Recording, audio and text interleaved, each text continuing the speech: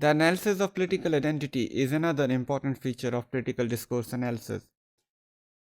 To start with, we will just rely on Chado's very popular argument. Chado believes that in the life of a politician or political leader, his identity or general image in the public is more important than his or his party's uh, detailed manifesto in getting him elected to high position in political domains.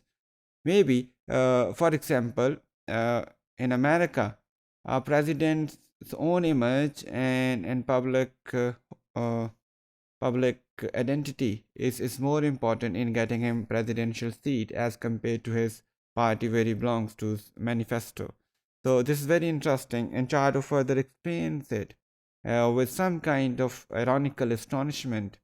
It is hard to accept that in a democracy, voters base their decisions on a politician's image and the couple of sound bites and slogans they rely on rather than on their political program. So, ironically, he says that it's a point of sheer astonishment, surprise that people give votes to certain images, identities, or sound bites, the way people speak, as compared to the programs they are supposed to work on. And those programs, which obviously later on, if fulfilled properly, would bring on the welfare of the people.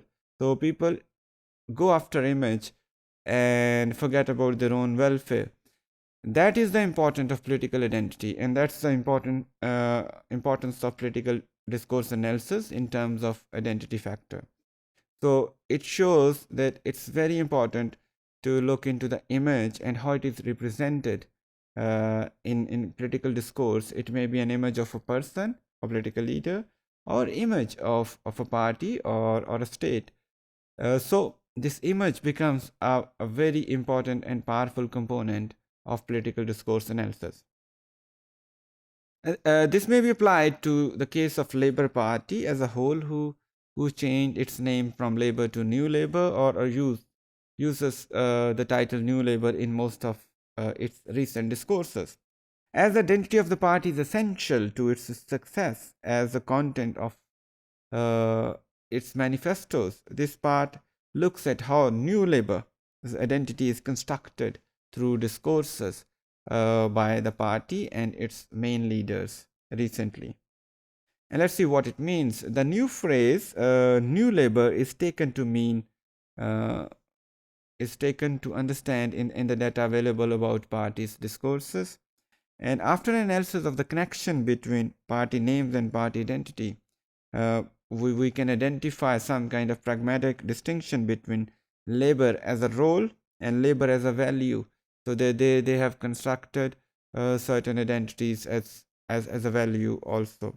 In New Labor discourse, as well as a disassociation between political principles and their concrete applications. So they probably now have claimed to, through New Labor title, they claim to focus more on concrete applications for the welfare of the people. So simple manifestos would not help people unless they are followed by concrete applications, and New Labor, they claim, is heading towards it.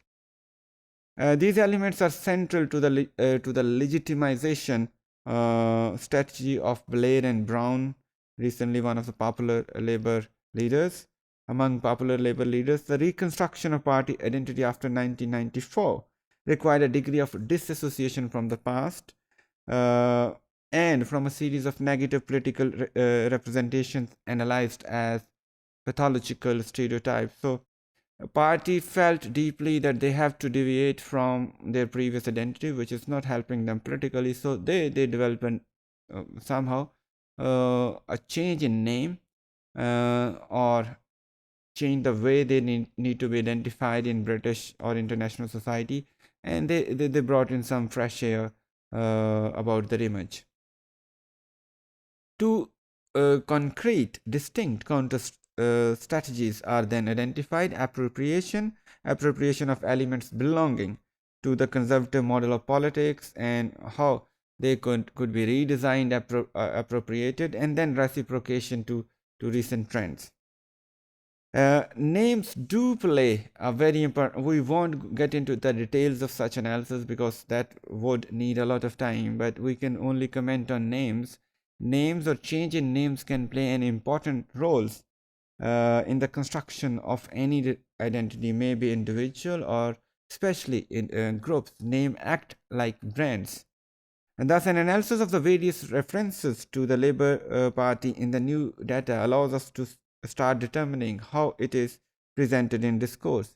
They emphasize, in New Labour discourse, they emphasize on the unity of the party, and they frame the party as a new political brand, which is different from uh, the traditional Labour Party. So now they focus more on concrete applications. They are deviating from the past, which was not liked by the people, which brought rift in their own ranks, as well as caused them lack of popularity in the British society. So they're trying to coin a new identity.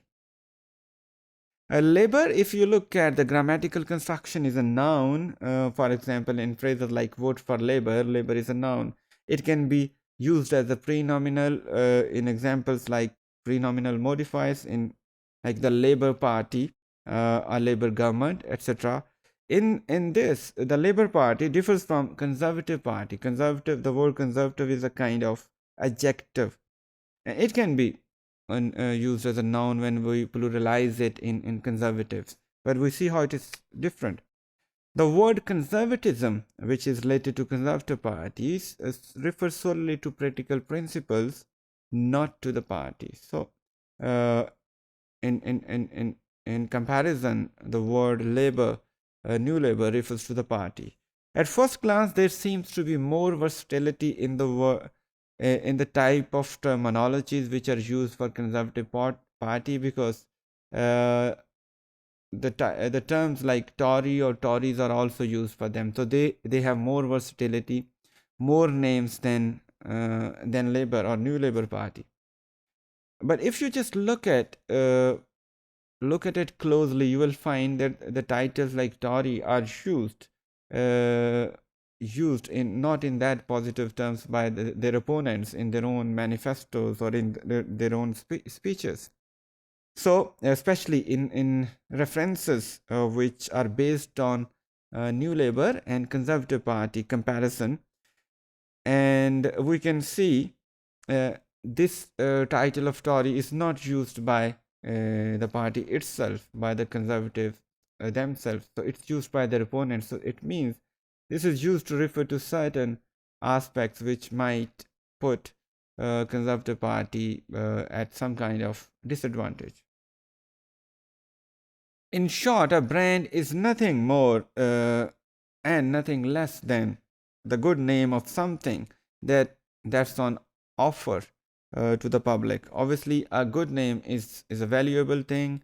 A good image, identity, a brand is a very valuable thing, as it gets your product noticed, not only noticed, but it also saves it from extinction among the competition, sphere competition in the market. So your brand cannot earn you, your image, identity cannot earn you good name, popularity, but it would help you gain more political, social, and economic currency so that you may survive in future.